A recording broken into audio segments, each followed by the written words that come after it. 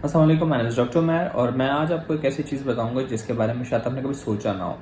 तो वो तमाम डॉक्टर्स जो बहुत ज़्यादा नखरेले होते हैं और गेट्स पे जो है वो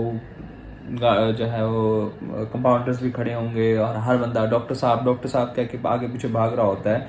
लेकिन वही डॉक्टर्स जब ट्रेनिंग के दौरान होते हैं और ड्यूरिंग जब वो अपनी ग्रेजुएशन के बाद जब पोस्ट ग्रेजुएशन कर रहे होते हैं, अपनी फेलोशिप्स कर रहे होते हैं, तो उनको जिस सिचुएशन में रहना पड़ता है, अगर मैं आपको वो दिखा दूं तो आप बोलेंगे यार हाउ, आप कैसे गुजर कर सकते हैं। तो यहाँ पे एक आती है चीज़ कि गेट गोइंग, ठीक है। हम कहते हैं कि बस चलते रहो।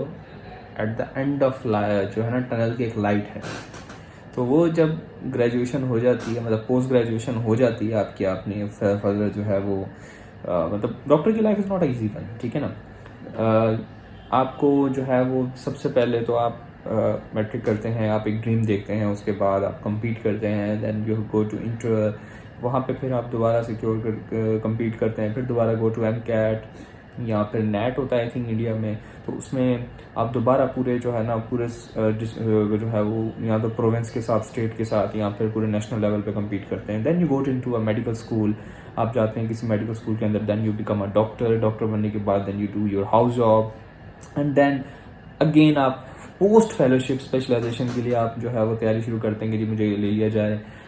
उसमें फिर आप जब जो है वो पार्ट 1 क्लियर करते हैं, देन यू गो क्या मुझे रेजिडेंसी मिल जाए, मुझे ट्रेनिंग मिल जाए। और जब इतनी मेहनत करके आप आते हैं ना, तो इंसान बोलता है बस यार मुझे जो है ना कहीं पे जो है ना वो कफन भी दे दे तो हम वहाँ भी सो जाएंगे।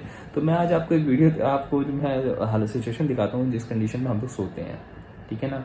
समटाइम्स जब मतलब जब आप वार्ड में थक हार जाते हैं सब पेशेंट्स के काम वगैरह करवा के, और दो सब कुछ करवाना होता है, बट द पॉइंट इज़ कि आप रिस्पॉन्सिबिलिटी होती है आपकी, तो आपको हर चीज़ खुद से देख के करवानी पड़ती है, ठीक है ना।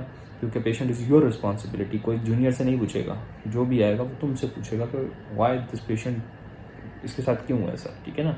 तो आप जब थक हार जाते हो ना, तो फिर आप बोलते हो बस मुझे कमर सीधी करने के लिए कोई जगह मिल जाए। तो मैं आपको एक चीज़ दिखाता हूँ आज कि हम लोग सोते कैसे हैं। तो यहाँ पे आपको सामने एक जो है ना वो नज़र आ रहा होगा, एक क्या कहते हैं उसे, काउच, ठीक है ना, गद्दा भी कह सकते हैं आप।